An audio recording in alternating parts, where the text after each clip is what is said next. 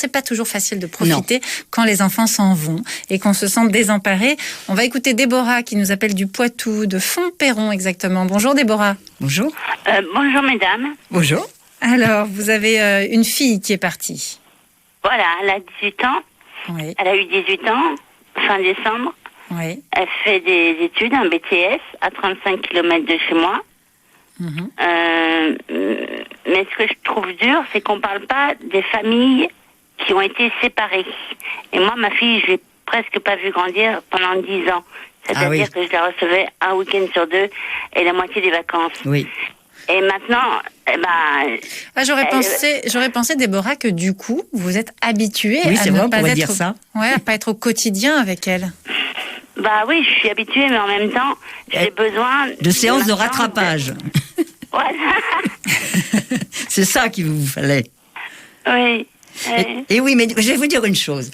Elle est à 35 km de chez vous. Moi, j'entends partout autour de moi beaucoup de jeunes qui partent au Canada, en Espagne, beaucoup les études. Alors dites-vous, 35 km, c'est quand même pas le bout du monde. C'est-à-dire que vous allez pouvoir, avec elle, mettre en place des choses, des rendez-vous.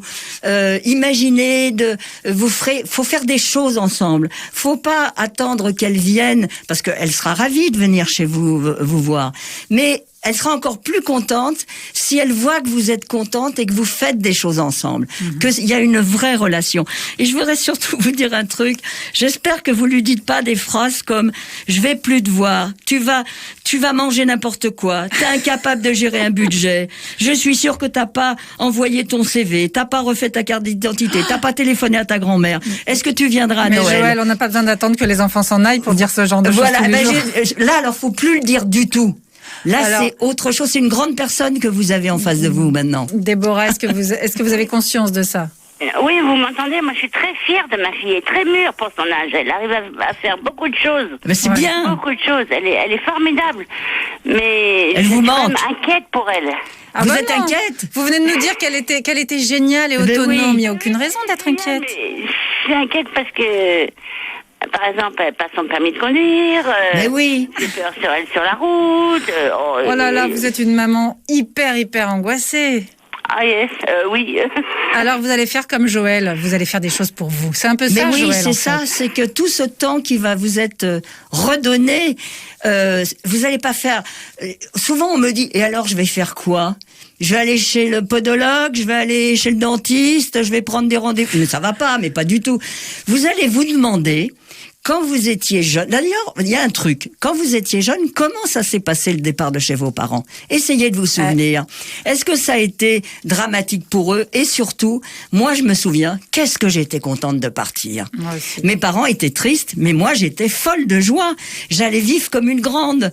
Alors, vous n'allez pas gâcher sa joie à votre fille, parce que elle aussi, elle est contente, sûrement. Elle est fière de partir.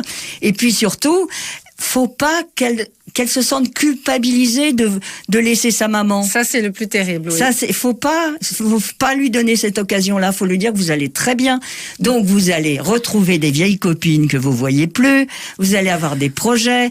De vous dire aussi, qu'est-ce que je faisais quand j'étais jeune? J'ai pas eu le temps parce que j'ai travaillé, j'ai dû gagner ma vie, j'ai dû faire plein de choses.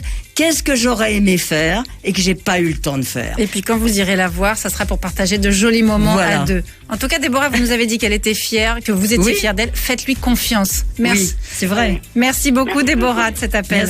Merci. Beaucoup. C'est déjà demain sur France Bleu, Églantine Émeillé.